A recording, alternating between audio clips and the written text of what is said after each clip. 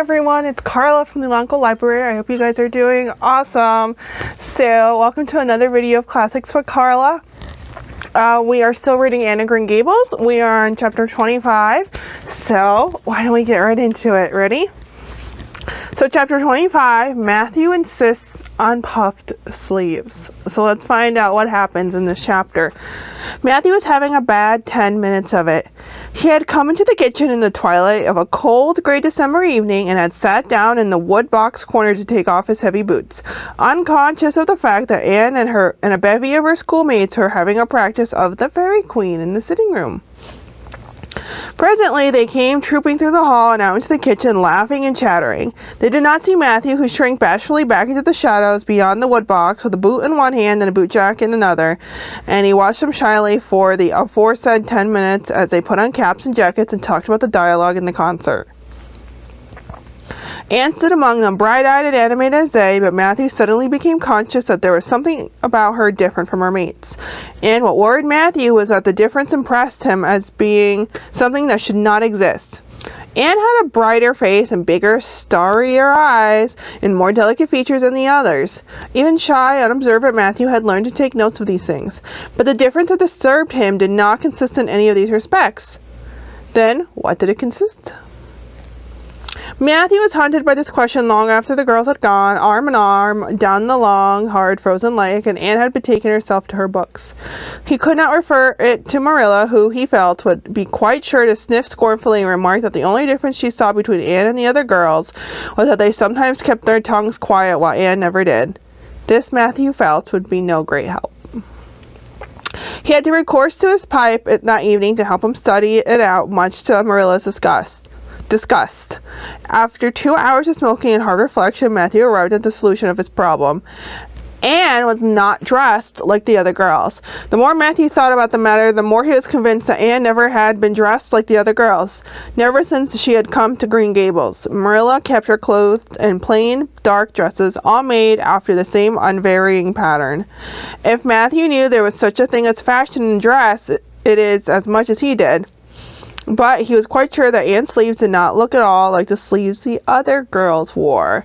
He recalled the cluster of little girls he had seen around her that evening, all happily in waists of red and blue and pink and white, and he wondered why Marilla always kept her so plainly and soberly gowned.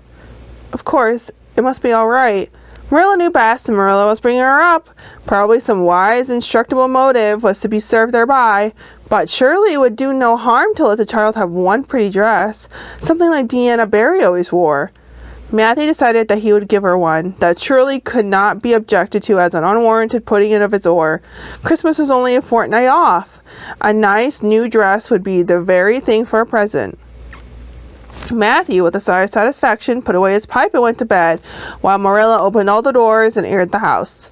The very next evening, Matthew betook himself to Carmody to buy the dress, determined to get the worst over and have it done with. It would be, he felt assured, no trifling ordeal. There were some things Matthew could buy and prove himself no mean bargainer, but he knew he would be at the mercy of shopkeepers when it came to buying a girl's dress. After much cognition, Matthew resolved to go to Samuel Lawson's store instead of William Blair's. To be sure, the Cuthberts had always gone to William Blair's. It was almost as much as a matter of conscience with them as to attend the Presbyterian church and vote Conservative. But William Blair's two daughters frequently waited on customers there, and Matthew held them in absolute dread. He could contrive to deal with them when he knew exactly what he wanted and could point it out, but in such a matter as this, requiring explanation and consultation, Matthew felt that he was to be sure of a man behind the counter, so he would go to Lawson's where Samuel or his son would wait on him. Alas, Matthew did not know that Samuel, in the recent expansion of his business, had set up a lady clerk also. She was a niece of his wife's, and a very dashing young person indeed, with huge, drooping, pompadour, big, rolling brown eyes, and a most extensive and bewildering smile. She was dressed with exceeding smartness, and wore several bangled bracelets that glittered and rattled and tinkled with every movement of her hands. Matthew was covered with confusion at finding her there at all, and those bangles completely wrecked his wits at one fell swoop. "What can I do you for this evening, Mr. Cuthbert?" Miss Lucilla Harris inquired, briskly, and tapping the counter with both hands. "Have you well, Now, say any garden rakes? Stammered Matthew. Miss Harris looked somewhat surprised, as well as she might, to hear a man inquiring for garden rakes in the middle of December. I believe we have one or two left over, she said, but they're upstairs in the lumber room. I'll go and see. During her absence, Matthew collected his scattered senses for another effort. When Miss Harris returned with the rake and cheerfully inquired, "Anything else tonight, Mr. Cuthbert?" Matthew took his courage in both hands and replied, "Well, now, since you suggest it, I might as well buy some hayseed." Miss Harris had heard Matthew Cuthbert called odd. She now concluded that he was entirely crazy. "We only keep hayseed in the spring," she explained loftily. "We have none on hand just now." "Oh, certainly, just as you say," stammered unhappy Matthew, seizing the rake and making for the door. At the threshold, he recollected that he had not paid for it and turned miserably back. While Miss Harris was counting out his change, he rallied his powers for a final desperate attempt. "Well, now, if it isn't too much trouble, I might as well. That is, I'd like to look at some sugar." "White or brown?" queried Miss Harris patiently.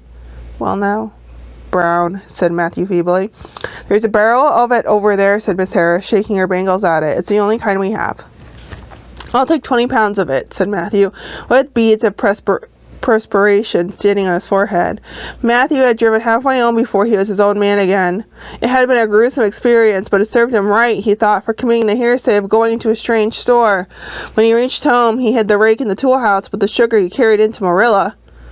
"Brown sugar!" exclaimed Marilla. "Whatever possessed you to get so much?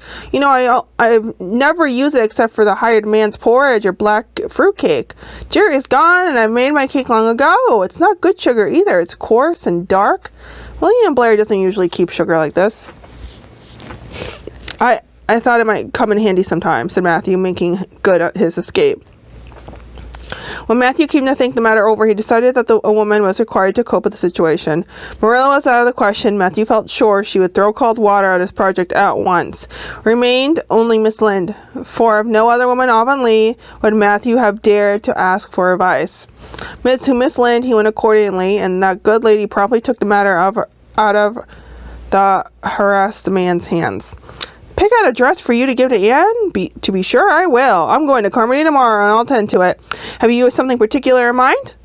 "No." "Well, I'll just go by my own judgment then. I believe a nice rich brown would just suit Anne, and William Blair has some new Gloria in that's real pretty. Perhaps you'd like me to make it up for her too, seeing that if Marilla was to make Anne would probably get wind of it before the time and spoil the surprise?" "Well, I'll do it. No, it isn't a mite of trouble. I like sewing. I'll make it fit my niece, Jenny Gillis, for she and Anne are as like two peas as far as figures go."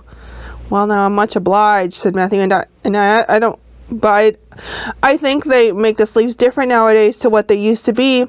If it wouldn't be asking too much, I'd like them made in the new way." "Oh, sorry. Puffs? Of course. You needn't worry. Expect more about it, Matthew. I'll make it up in the very latest fashion," said Miss Lynde. To herself, she added when Matthew had gone, "It'll be real satisfaction to see that poor child wearing something decent for once. The way Marilla dresses her is positively ridiculous, that's why. And I've ached to tell her plainly a dozen times. I've held my tongue, though, for I can see Marilla doesn't want advice, and she thinks she knows more about bringing up children than I do, for she's an old maid. But that's always the way. Folks that has brought up children know there's no hard and fast method in the world that'll suit every child. But them as never have think it's all as plain and easy as a rule of 3.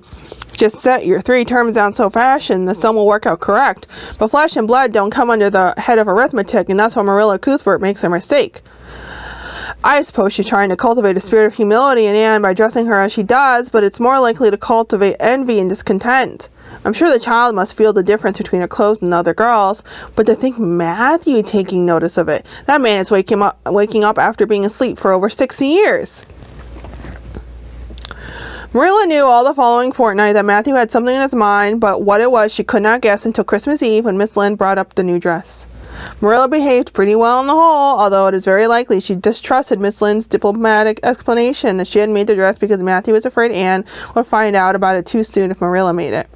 "So this is what Matthew has been looking so mysterious over and grinning about to himself for 2 weeks, is it?" she said a little stiffly but tolerantly. "I knew he was up to some foolishness. Well, I must say I don't think Anne needed any more dresses. I made her 3 good, warm, serviceable ones this fall, and anything more is sheer extravagance. There's enough material in those sleeves alone to make a waist, I declare there is. You'll just pamper Anne's vanity, Matthew, and she's as vain as a peacock now. Well, I hope she'll be satisfied at least, for I know she's been hankering for those silly little sleeves ever since they came in, although she never said a word after the first. The puffs have been getting bigger and more ridiculous right along. They're as big as balloons now. Next year, anybody who wears them will have to go through a door sideways. Christmas morning broke on a beautiful white world. It had been a very mild December, and people had looked forward to a green Christmas, but just enough snow fell softly in the night to transfigure Avonlea. Anne peeped from her frosted gable window with delighted eyes.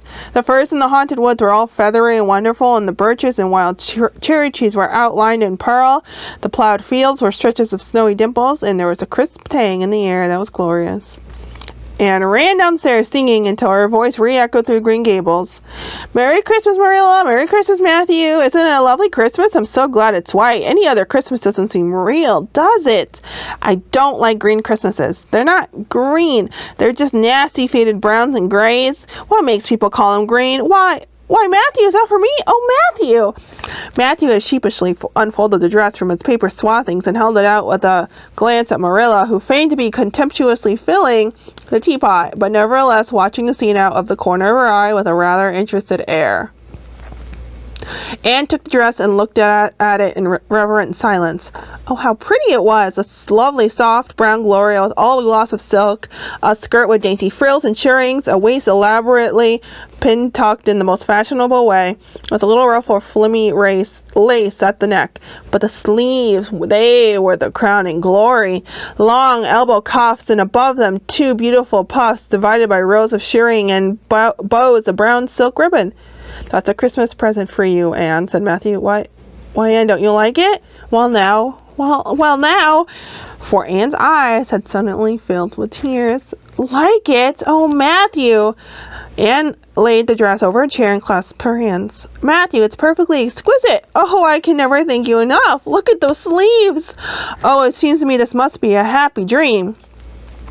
Well, let's have breakfast, interrupted Marilla. I must say, Anne, I don't think you needed the dress, but since Matthew has got it for you, see that you take good care of it.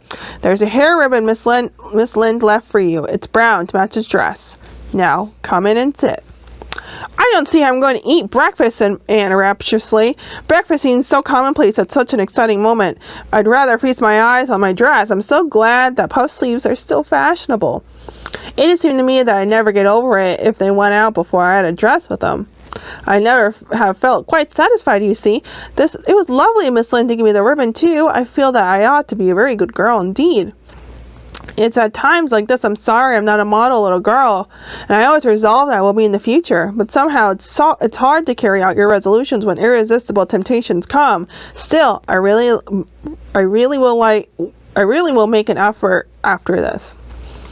When the commonplace breakfast was over, Diana appeared crossing the white log bridge in the hollow, a little figure in crimson ulster, and flew down the slope to meet her. Merry Christmas, Diana! Oh, it's a wonderful Christmas. I have something splendid to show you. Matthew is giving me the loveliest dress with such sleeves. I couldn't even imagine anything nicer. I've got something here for you, said Diana breathlessly. Here, this box. Aunt Josephine sent us a big box with ever so many things in it, and this one's for you. I'd have brought it over last night, but it didn't come until after dark, and I never feel very comfortable coming through the haunted wood in the dark now. Anne opened the box and peered in. First a card with for the Anne girl and Merry Christmas written on it. Then a pair of the daintiest little kid slippers with beaded toes and satin bows and glistening buckles. Oh, said Anne. Diana, this is too much. I must be dreaming. I call it providential, said Diana. You won't have to borrow ruby slippers now, and that's a blessing, for they're 2 sizes too big for you, and it would be awful to hear a fairy shuffling. Josie Pye would be delighted. Mind you, Rob Wright went home with Gertie Pye from the practice night before last. Did you ever hear anything equal to that? All the Avonlea scholars were in a fever of excitement that day, for the hall had been decorated and at last a grand rehearsal held.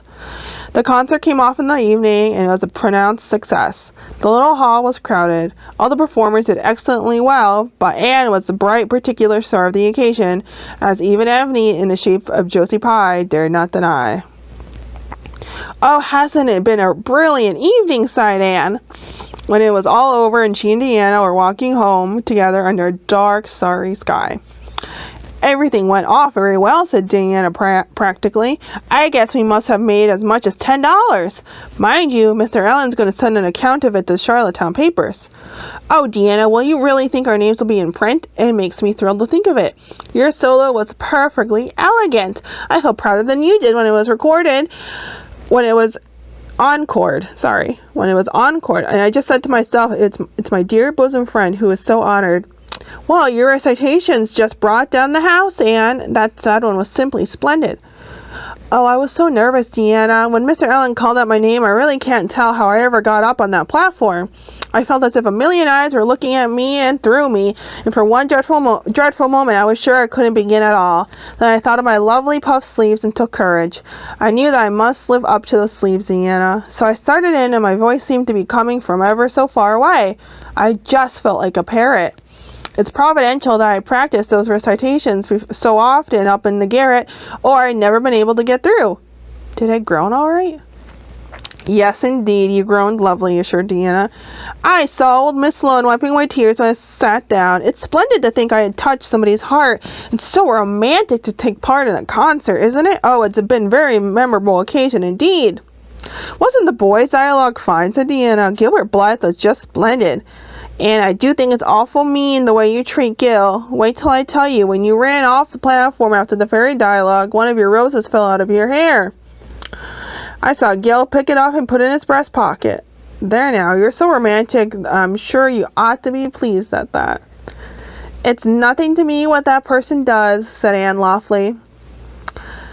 That night, Marilla and Matthew, who had been out to a concert for the first time in 20 years, sat for a while by the kitchen fire after Anne had gone to bed. "Well, now, I guess our Anne did as well as any of them," said Matthew proudly.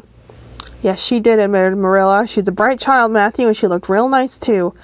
I've been kind of opposed to this concert scheme, but I suppose there's no real harm in it after all. Anyhow, I was proud of Anne tonight, although I'm not going to tell her so." "Well, now I was proud of her, and I told her so before she went upstairs," said Matthew. "We must see what we can do of her some of these days, Marilla. I guess she'll need something more than Avonlea school by and by." "There's enough time to think of that," said Marilla. "She's only 13 in March, though tonight it struck me she was growing quite a big girl. Miss Lynde made that dress a mite too long, so it makes Anne look so tall. She's quick to learn. I guess the best thing we can do for her will be to send her to Queen's after a spell, but nothing need be said about that for a year or two yet." "Well, now, it'll do no harm to be thinking it over off and on," said Matthew. "Things like that are all the better for lots of thinking over." And that's the end of chapter 25. Isn't that nice? Anne finally got her puffed sleeves. She was so excited, probably. That was really nice. Alright, guys. So tune into the next video. We do Classics with Carla Monday and Wednesday at noon. So yeah. Alright, guys. Stay safe, and I'll see you guys later. Bye.